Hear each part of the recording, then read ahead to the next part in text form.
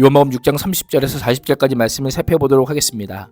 예수님은 표적을 구하는 무리에게 자신이 바로 그 떡, 하늘에서 내려온 생명의 떡이라고 말씀하십니다. 자신을 믿는 자마다 마지막 날에 다시 살아나고 결코 배부르지 않을 것을 약속합니다. 30절에서 33절은 세상에 생명을 주는 떡입니다. 하나님의 보내신 자이신 나를 믿으라는 예수님의 명령에 무리는 자신들로 하여금 보고 믿도록 할 수 있는 예수님의 표적과 그 하는 일이 무엇인지를 묻습니다.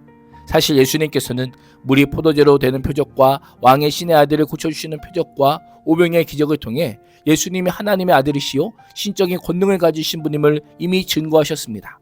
이들에게 또 다른 표적은 필요하지 않습니다. 그럼에도 표적을 요구하는 것은 그들의 마음이 얼마나 완고한지를 지적함과 동시에 예수님을 믿을 마음이 없다는 반증이기도 합니다. 예수님께서 이미 썩을 양식 대신 영생의 양식을 추가하라고 말씀하셨음에도 불구하고 그들은 계속하여 육신의 떡을 요구하고 있습니다. 예수님께서 메시아심을 인정하고자 한다면 적어도 하늘에서 떡을 내려서 먹게 하든지 아니면 그 이상의 표적을 보여줘야 함을 요구하고 있는 것입니다. 31절에 따르면 시편의 말씀을 인용하여 그런 것만이 참 표적이라며 예수님에게 강요하고 있는 것처럼 보여집니다. 하나님께서 광야에서 이스라엘에게 주신 떡, 만나는 사람이 땅에서 거둔 곡식으로 만든 어떤 음식과도 구별되는 특별한 은혜였습니다. 아무나 맛볼 수 있는 음식이 아니었습니다. 하나님께서 우리에게 주시는 생명의 말씀도 그러합니다. 말씀의 의미를 바르게 알고 사모하는 자들만이 먹고 마심으로 영혼의 살을 찌울 수가 있는 것입니다.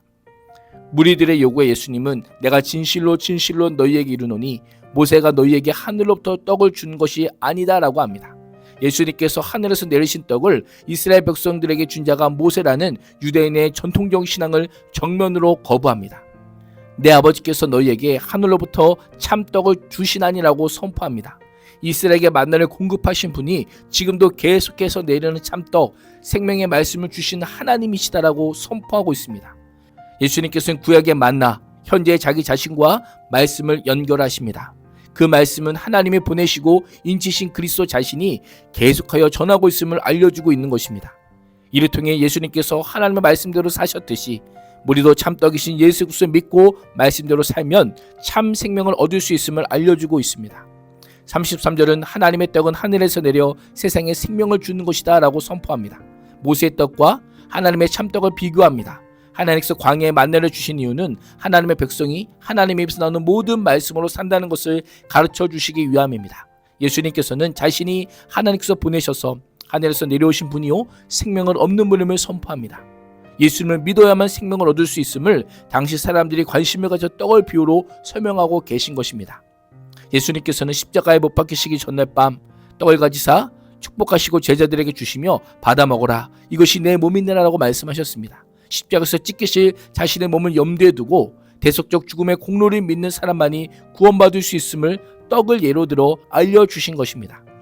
하나님께서 광야 이스라엘에게 모세를 통해 만나를 주셨듯이 예수님을 이 땅에 보내심으로 예수님을 믿는 모든 사람에게 영원한 생명에 들어가도록 영원한 찬 생명을 얻는 구원의 은혜를 선포하신 것입니다. 34절에서 40절은 생명의 떡 예수입니다.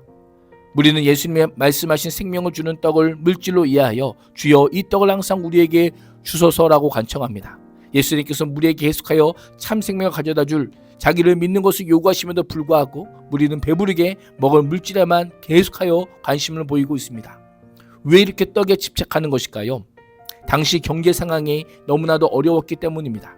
로마의 식민 치하에서 수탈을 당했고 빈부격차는 매우 컸기에 당시 유대 사회에서 절대적 빈곤층은 어렵지 않게 볼 수 있었습니다. 당장 절박한 문제인 육체적인 굶주림을 만족시키는 떡을 그래서 항상 요구했던 것입니다. 수가성 우물가에서 사마리아 여인이 주여 그런 물을 내게 주사 목마르지도 않고 또 여기 물길로 오지 않게 해소라고 했던 것처럼 이 무리들도 이 떡을 항상 우리에게 주셔서 더 이상 배고프지 않고 떡을 쫓지 않아도 되게 하옵소서라고 간구하고 있는 것입니다. 그래서 이들의 초미의 관심사는 일상의 배고픔에서 자유를 얻는 것이었던 겁니다. 예수님께서 자신의 말을 이해하지 못한 사마리아 여인에게 물로 상징되는 구원을 알려주셨듯이 유대인의 무리에게도 떡으로 상징되는 구원에 대해 알려주십니다. 그 떡을 어떻게 먹을 수 있는지를 알려줍니다. 나는 생명의 떡이니 내게 오는 자는 결코 줄이지 아니할 터요 나를 믿는 자는 영원히 목마르지 아니하니라. 예수님은 전날 오병이의 기적을 통해 육체적인 굶주림을 만족시킬 떡과 고기를 요청하는 자들에게 자신을 생명의 떡이라고 말씀합니다. 생명의 떡이란 예수님께서 생명이시오 다른 사람에게 생명을 주시는 분이라고 하는 의미입니다. 예수님께 나오는 자가 곧 예수님을 믿는 자라고 하시고 영원한 생명을 공급하신 하나님의 아들인 예수님을 믿는 자마다 영원히 배고프지도 목마르지도 않을 것을 선포합니다. 무리들도 예수님이 참으로 하늘에서 내려 세상에 생명을 주시는 분으로 믿고 고백한다면 영원히 배고픔을 해결할 수 있음을 알려주고 있는 것입니다.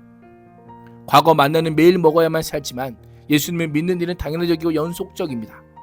믿음은 인격적인 관계이기 때문입니다. 예수님과 인격적으로 교제하는 관계 안에 들어오면 생명의 떡을 마음껏 나누고 먹고 누림으로 더 이상 배고픔을 있을 수 없음을 알려주고 있습니다. 우리에게 예수님은 어떤 분이십니까? 예수님은 영원히 목마르지 않게 하시는 영생의 생수입니다. 영원한 생명을 위한 영생의 양식이요 생명의 떡이십니다. 예수님을 믿는 일이 생명의 떡을 먹는 이름을 잊지 말아야 합니다. 예수님은 그러나 내가 너희에게 이르기를 너희는 나를 보고도 믿지 아니하는도다라고 하시며 유대인의 영적인 완고함을 지적합니다.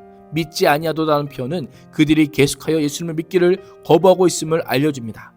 예수님은 생명의 떡으로 믿고 그 안으로 들어오는 자는 스스로 판단하고 결정한 결과에 의한 것이 아니라 하나님께서 그를 예수님에게 주셨기에 가능한 것입니다.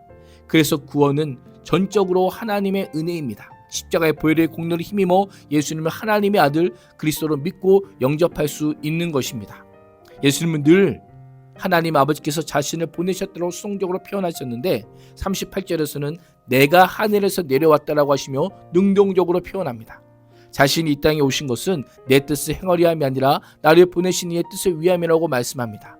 아버지의 뜻은 아버지가 아들에게 보내신 인생들을 하나도 잃어버리지 않는 것입니다. 이 표현은 한 영혼도 놓치지 않고 생명의 평온을 맛보게 하겠다는 하나님의 적극적인 의지의 결단이 담겨 있습니다.